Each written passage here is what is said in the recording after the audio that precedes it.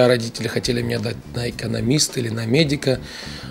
Сказал родителям, что я хочу петь, хочу быть вокалистом, певцом. Ну, как многим говорят вот, артистам, то, что родители были против, там, мои были не против.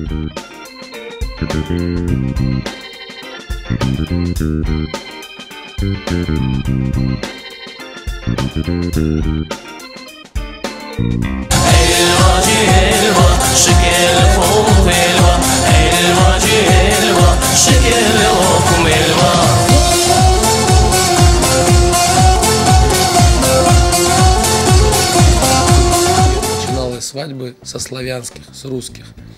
Вот. А была свадьба моего друга, я был свидетелем, ведущего не было на то время, это была небольшая кафешка, и он попросил, ну, зная то, что я творческий человек, говорит, сделай что-нибудь там, конкурс какой-нибудь проведи.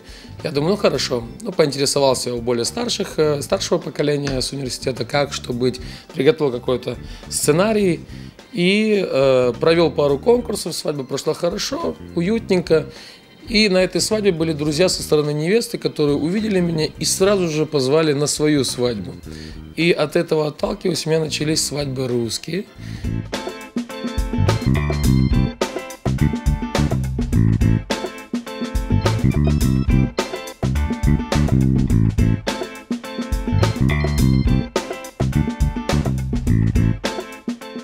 Молодежь стала более патриотичнее. Она даже взять, если по музыке, по заказам песен, по языку в том числе, да, пытаются говорить на нашем крымско-татарском языке, заказывать нашу крымско-татарскую музыку. Но у взрослых еще своя ностальгия, поэтому вот эти моменты как бы бывают у нас на свадьбах, когда...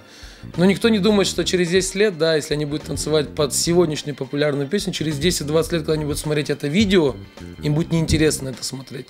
То есть если наша хайтармана вечная, и будет интересно на другую песню, ну никак. Вот это всегда с этим сталкивается.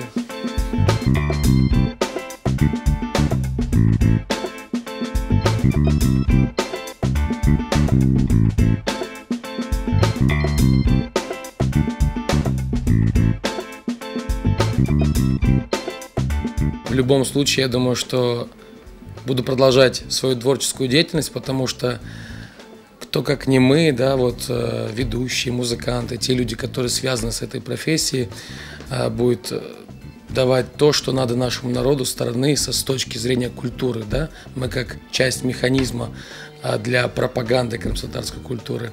Поэтому буду, иншаллах, в этом помогать народу.